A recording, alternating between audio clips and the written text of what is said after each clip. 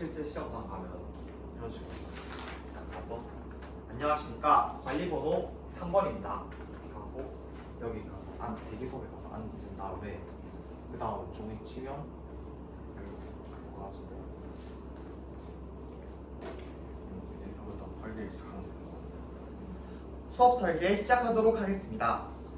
교사는 학생의 사고를 불러일으키기 위하여 다양한 노력을 하고 있습니다. 이는 깊이 있는 수업, 사유하는 학생으로 이어지기 때문입니다. 따라서 저는 이를 위한 3가지 노력 방안을 수업 중 제시하겠습니다. 첫째, 질문을 통하여 사고를 불러일으키도록 하겠습니다. 저는 실험 중 예상이 다른 경우 질문을 통해서 새로운 과제를 제시하도록 하겠습니다. 이때 토익 토론 질문 형태로 과제를 제시함으로써 학생들은 모두원들과 함께 토익 토론을 할 수 있도록 하겠습니다. 이러한 토익 토론 활동을 통하여 학생들은 자신이 혼자서는 생각하지 못했던 것을 동료 학생들과 서로 이야기하는 과정에서 사고를 정교화할 수 있으며 자신이 옳다고 생각하는 것을 더욱 구체화할 수 있고 자신에게 부족했던 점을 채워나갈 수 있습니다. 둘째, 에듀테크를 사용하겠습니다. 디지털 사회에서는 정보 처리 및 사고를 위해서 촉진하기 위해 에듀테크가 필요합니다. 이렇게 에듀테크를 사용하게 된다면 하나의 사고에서 벗어나 다양한 조사 활동을 통하여 시야를 넓힐 수 있습니다. 4학년 학생들은 여전히 조사 활동을 어려움을 겪습니다. 따라서 저는 교사로서 QR코드를 제공함으로써 학생들이 실험과 관련된 실생활 예시를 이해할 수 있도록 하겠습니다. 또한 예상과 실험 결과를 사진을 통해서 기록하게 하도록 하겠습니다. 이는 비교하는 활동에서 바꾸지 않도록 합니다. 결과에 따라서 과정을 바꾸는 등 이러한 행동을 하게 된다면 학생들은 사고 과정에서 방해가 됩니다. 따라서 이러한 방해 요소를 해결하기 위해서 에듀테크를 활용하도록 하겠습니다. 이렇게 된다면 학생들은 올바르게 사고를 촉진할 수 있습니다. 셋째, 활동 3에서 삶과 연계된 학습을 제공하도록 하겠습니다. 삶의 맥락에서 학습의 필요성을 이해하게 된다면 학생들의 사고는 더욱더 촉진이 됩니다. 따라서 학생들에게 실생활 예시 조사 활동과 더불어 학생들의 실생활 경험을 정리하는 한 뒤 발표하는 활동을 제공하도록 하겠습니다. 이를 통해 학생들은 자신의 경험을 나누고 조사 활동을 통하여 새로운 정보를 습득할 수 있습니다. 이러한 이야기 활동을 통하여 학생들은 경험의 격차를 줄여나갈 수 있으며 학습을 하는데 새로운 사고를 불러일으키는 디딤돌이 됩니다. 이렇게 질문을 통해서 에듀테크를 활용하여 그리고 삶과 연계된 학습을 통하여 학생들이 사고를 불러일으키며 학생들은 깊이 있는 학습, 사유하는 학생으로 성장할 수 있게 될 것입니다. 이와 같은 방법으로 학생들은 기초 역량을 증진시킬 수 있으며 이후 전인적 성장을 하는데 도움이 될 것입니다. 이상입니다.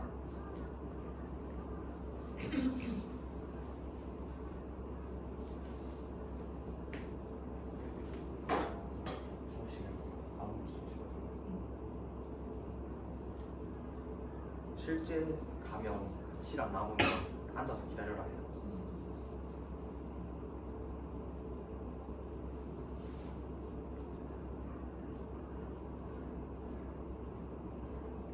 그 시간이 생각보다 좀 끔찍해서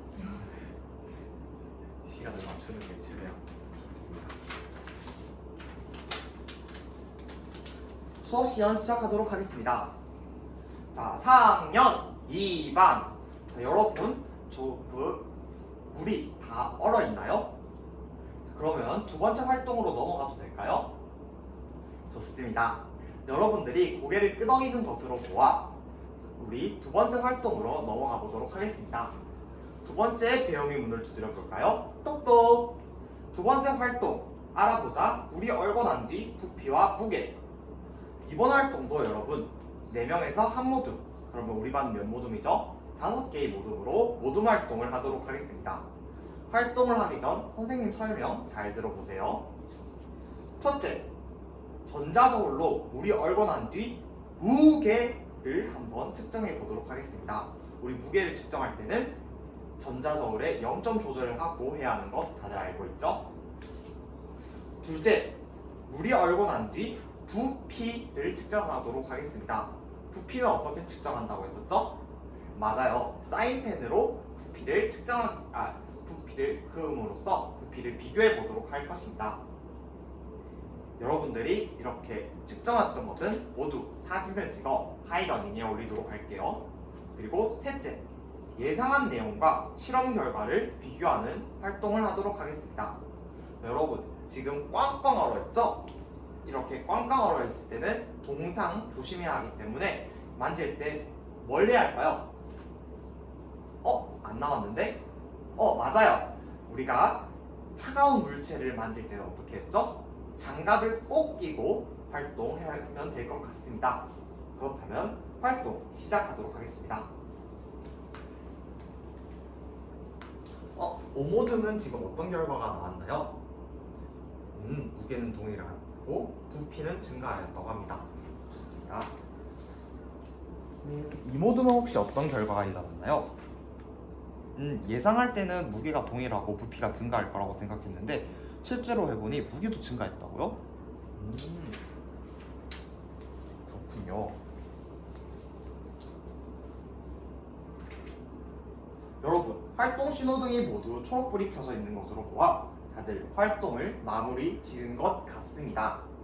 자, 그렇다면 한번 1모둠부터 5모둠까지 어떤 결과가 있었는지 하이러닝에 올라온 내용을 바탕으로 비교해 볼까요? 삑!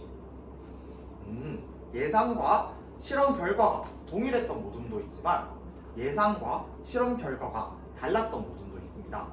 자, 그러면 한번 예상과 실험 결과가 달랐던 모둠의 사진을 함께 볼까요? 삑! 자, 그리고 이 모둠은 부피는 동일하고 무게가 증가할 것이라고 예상을 하였지만 부피는 증가하고 무게는 동일할 것이라고 생각했지만 실제로 실험을 해보니까 무게가 증가했다고 합니다. 여러분, 도대체 다른 모둠은 무게는 그대로인데 왜 이 모둠은 무게가 증가했을까요? 잘 모르겠다고요? 그러면 이 모둠과 다른 모둠의 사진을 함께 화면에 띄워보도록 하겠습니다.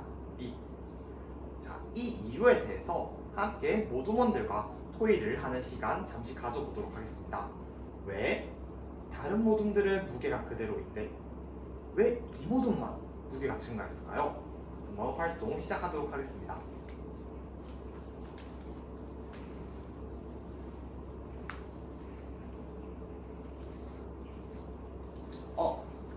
기인이와 수환이 지금 뭘 하고 있나요? 자꾸 기인이 혼자서 말하려고 한다고요? 수환아, 만약에 너가 너가 발표하고 있는데 기인이가 자꾸 다른 이야기를 하거나 기인이 혼자 말하면 기분이 어떨 것 같아? 기분이 안 좋을 것 같다고요? 그렇다면 수환이가 기인이 마음을 잘 헤아리는 것만큼 수환이가 발표할 때 어떻게 할까요? 그쵸? 발표할 때는 양을 적당히 하고 다른 친구들이 발표할 때는 집중해야겠죠? 좋습니다. 다른 학생의 마음을 잘 헤아리는 수환이 그리고 기인이의 모습 선생님이 응원하도록 하겠습니다.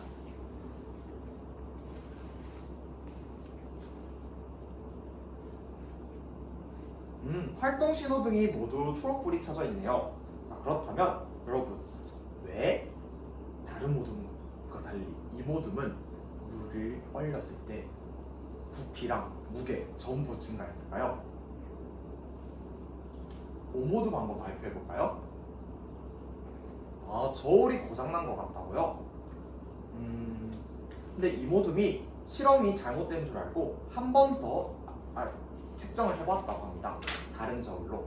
자, 그렇다면 또 다른 모둠 있을까요? 3모둠 한번 발표해볼까요?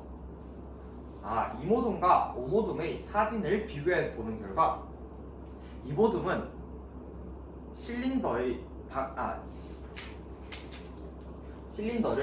닫지 않았는데 그래서 실린더 밖에 물기가 함께 측정되어 무게가 증가한 것으로 된 것 같다고 합니다. 정말 좋은 아이디어네요. 자, 그렇다면 이 모둠 지금 아직 실험 기구가 있으니 실린더를 닫고 무게를 재볼까요?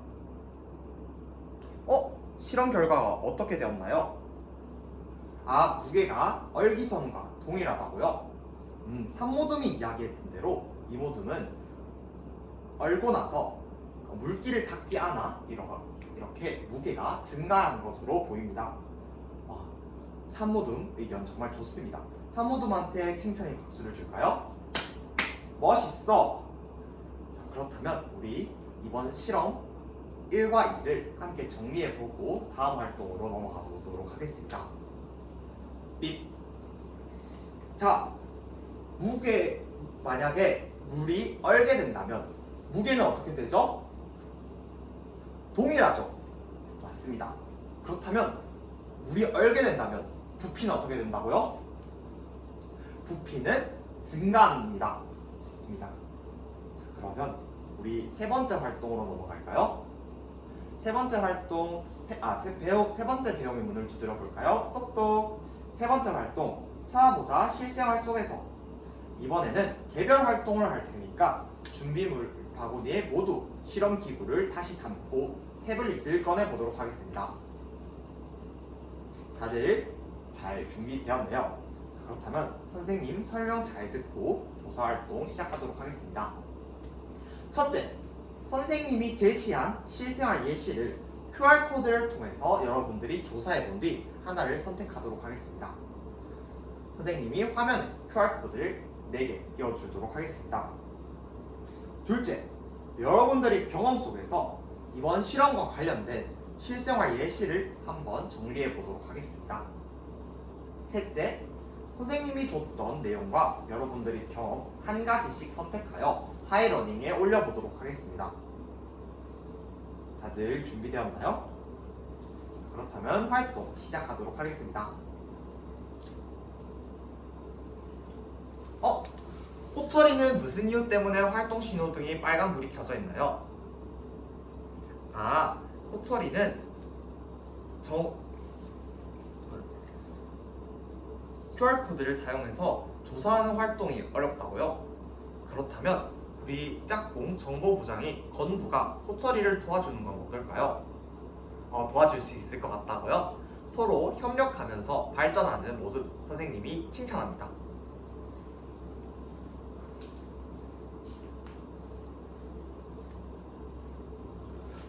은수는 혹시 무슨 이유 때문에 활동 신호등이 빨간불이 켜져 있는 것인가요? 은수는 실생활과 관련된 경험이 부족해서 잘 모르겠다고요? 그렇다면 나중에 다른 학급 친구들이 발표한 내용을 잘 들어보고 은수가 한 가지 선택해서 배움 공책에 적어볼까요? 좋습니다. 할 수 있을 것 같다고요? 알겠습니다.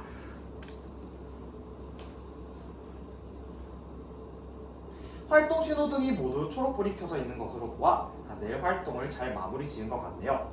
그렇다면 우리 반과 함께 나누고 싶은 학생 있을까요?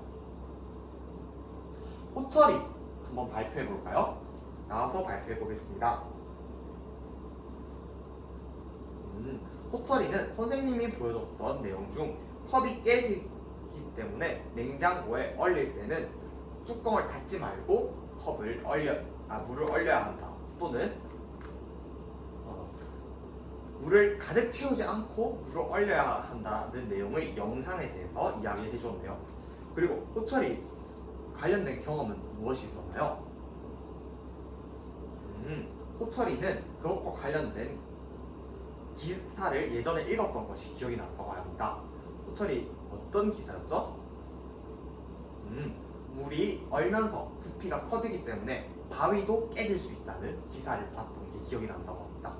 자, 선생님이 말했죠. 컵이 깨질 수 있다고.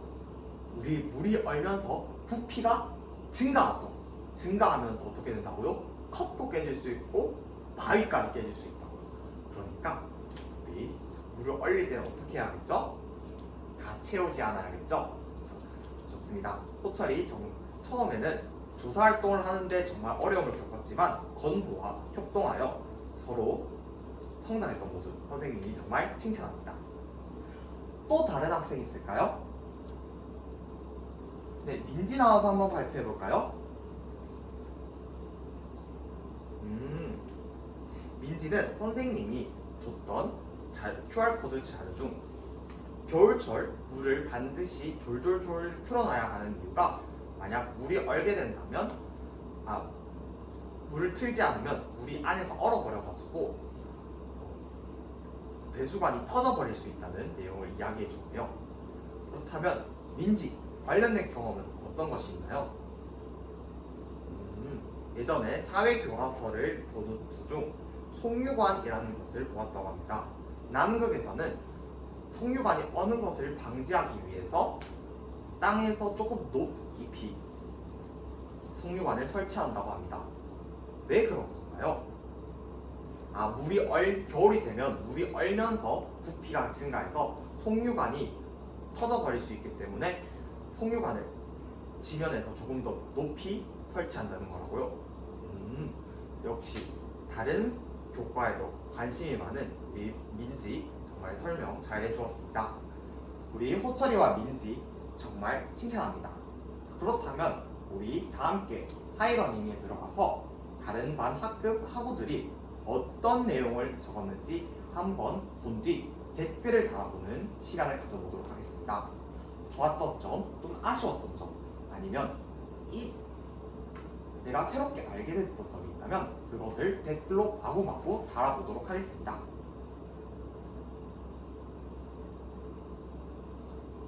다들 마무리되는 것 같네요. 그렇다면 여러분들의 모습을 보니 오늘의 배운 문제 물이 얼 때 무게와 부피 변화를 관찰하고 설명할 수 있다는 것에 한 발짝 더 다가설 수 있는 것 같습니다.